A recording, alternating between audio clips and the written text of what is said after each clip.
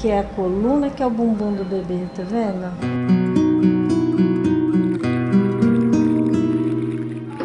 Gestar, assistir com naturalidade às modificações do corpo. Sentir e colaborar para a formação de um outro ser em seu próprio ventre. Meses de transformação, expectativa e, enfim, o momento de trazer o filho à luz.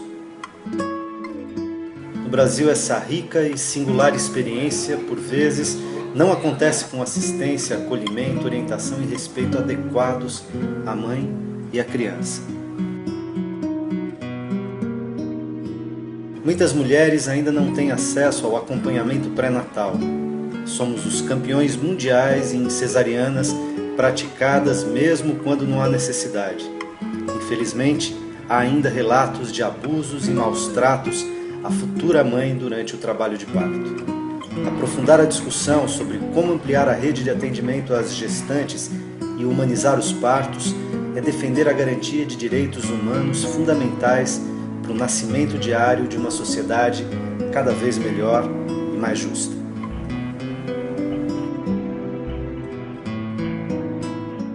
Olá, o Melhor e Mais Justo de hoje, ao vivo pela web e em caráter experimental também pela Rádio Brasil Atual FM, fala sobre iniciativas que podem melhorar o acesso, a cobertura e a qualidade da atenção à saúde materna. Para essa conversa eu tenho o prazer de convidar a doutora Érica Hades, ginecologista e obstetra, Karina Fernandes, enfermeira, obstetra e parteira domiciliar, e a doutora Cíntia Scarpelli, ginecologista e obstetra. Bem-vindas. Obrigada. Mais da metade dos bebês brasileiros vem ao mundo por meio de cesarianas. Segundo a Agência Nacional de Saúde Suplementar, na rede particular esse número chega a assustadores 80%. A recomendação da Organização Mundial da Saúde é de 15%. Por que praticamos tantas cesáreas? Quais interesses atravessam o caminho dos nascimentos no Brasil e foram capazes de transformar um evento fisiológico num ato cirúrgico em larga escala, mesmo em situações que não precisariam de cirurgia? Quase uma linha de produção. De novo, bem-vindas. Doutora Érica, o que faz a gente fazer tanta cesárea no Brasil? Todas elas são realmente necessárias? Com certeza não. Primeiro, obrigada pelo convite, né? É um prazer estar aqui hoje. Realmente a gente tem um número muito grande de cesáreas no Brasil. E quando a gente fala de rede privada, então, isso fica mais assustador, como você mesmo colocou, 80%, né? Os motivos para explicar isso, realmente é difícil explicar por que isso acontece dentro do Brasil. Existe uma cultura mesmo, né, da cesárea, como a cesárea sendo salvadora, né? E é verdade, a cesárea realmente ela já salvou muitas mães e muitos bebês e ela continua salvando as mães e os bebês. Então a gente não pode esquecer desse benefício que a cesárea traz. Só que existe uma cultura muito grande, que é a cultura do medo, o medo do parto normal, o medo da dor, né? A paciente tem medo da dor, tem medo do parto, acha que o filho pode nascer com problemas, mas hoje não é bem assim. A gente sabe que o parto normal ele pode ser sim um parto tranquilo e seguro para a mulher. A cesárea é uma alternativa legítima para os casos onde há risco para a mãe ou para o bebê. Isso. Então faz a cesárea. Isso. Só que no Brasil o que houve foi uma inversão. Você faz a cesárea de rotina, quer dizer, não nas situações de risco. É isso, Karina? Além do que a praticidade da cesárea, né? Então, hora marcada. Dia marcado, não pego meu final de semana, meu feriado, não sou acordada de madrugada. Então isso também é um dos fatores que acaba agravando e colocando a cesárea como a cirurgia, né, do nascimento e não o parto, porque a cesárea não é mais considerada como parto, e sim a cirurgia. Também eu acredito que violência no parto normal, que aconteceram durante muitos anos no Brasil, também possa ter contribuído para o medo do parto normal.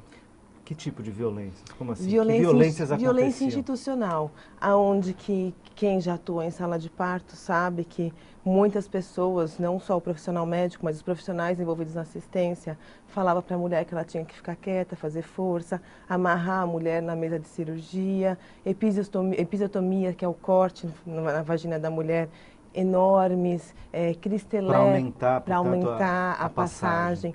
A manobra de Cristeler, que é uma manobra onde você empurra o bebê com o braço, a barriga da mulher, para ajudar o bebê a sair de uma maneira desmedida. Então, vários procedimentos, afastar o bebê da mãe logo após o nascimento, o bebê nasce, leva para longe e faz um monte de intervenções no bebê. Deixa eu contar uma história rapidinho, um exemplo na direção do que você está falando. Certa vez eu vi um depoimento de uma recém-mãe, né, no pós-parto e tal, e ela contava isso no Amparo Maternal de São Paulo. E ela contava que durante o parto, ela tinha vivido uma situação de que estava com dor, enfim. E a mulher que a acompanhava, não sei se era enfermeira, exatamente quem que estava ali, e não é o caso de saber quem, a questão é o que ela diz, ela está lá e ela falou assim, não, faz força, fica quieta, se contenha, se controle, e ela não conseguia se controlar ali na dor. Aí disse que a mulher virou para ela e falou assim, pois na hora de fazer não doía, né, minha filha? Isso infelizmente a gente ainda ouve. Ainda ouve esse tipo de coisa, esse tipo de comentário. É muito triste, mas isso ainda é uma cultura que tem bastante. E as pacientes chegam ao hospital, por exemplo, eu fico numa rede pública, elas já chegam com medo do parto normal. E, por exemplo, as adolescentes que estão cada vez mais precoce tendo bebê hoje em dia, entram com as mães e as mães ainda falam, não grita porque senão eles vão brigar com você. Você vai sofrer mais. Você vai sofrer mais, fica quieta. E hoje em dia não é assim, você pode ter um parto normal, super tranquilo, você pode fazer uma analgesia para o parto, ou seja, uma anestesia perto para a paciente não ter tanta dor e ter o processo, a evolução natural. E tem vários recursos hoje em dia. O bebê é colocado na sala de parto junto à mãe, pode já imediatamente ser colocado na mama para poder ter o primeiro contato materno-fetal com o leite. E tem várias coisas que podem acontecer. O alojamento pode ser conjunto? Pode ser conjunto. A mãe já sai com o bebezinho do centro cirúrgico, do centro obstétrico, na maca pro quarto, para a enfermaria. Isso é uma coisa que antigamente não existia, isso, para não afastar. Separar o bebê da mãe. Eu fico pensando no bebê, né? Ele fica 9 meses com a mãe. Quando nasce, é levado para um lugar, sei lá onde, fica isolado. Muitas vezes ela nem vê, porque nasce, todo mundo vê na sala e a mãe que é a que tá, não vê. E isso acontece muito em cesárea tem um isolamento também. No campo, né? Exatamente. Cesárea é muito triste, porque sempre a mãe, no final, poxa, que estava ali sempre, a senhora vai a última ver o bebê. Então, é muito ruim. E as questões, digamos, de cunho econômico?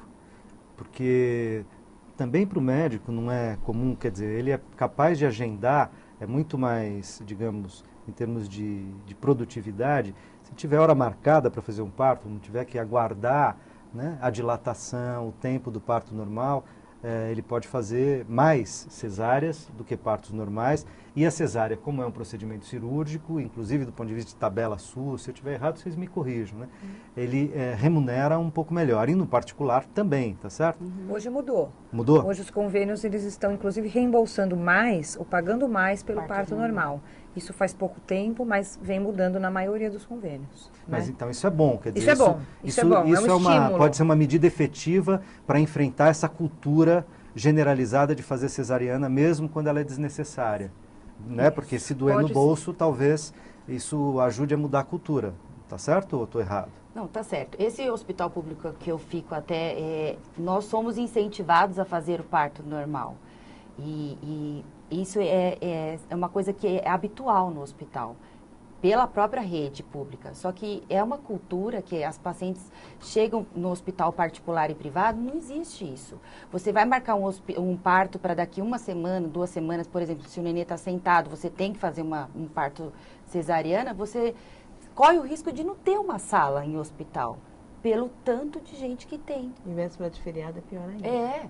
Véspera, a gente fala que véspera de feriado, Natal, Ano Novo, você precisa se preocupar em marcar com muita antecedência um parto. E se você tem uma paciente que está em trabalho de parto normal, aconteceu isso comigo. Ela estava em trabalho de parto, ela chegou no hospital, não, para a senhora não tem vaga, mas tinha a lousa lotada de cesárea marcada para a noite. Como que ela não tinha vaga? Ela estava em trabalho de parto e ela ficou lá no hospital. Ela bateu o pé, ela e o marido dela, ela era enfermeira, ela queria muito parto normal. E foi ótimo, foi tudo tranquilo. Além do que eu acho, que eu vejo também, a falta de estrutura de alguns hospitais privados, que a gente estava comentando, para assistência ao parto normal adequado, né?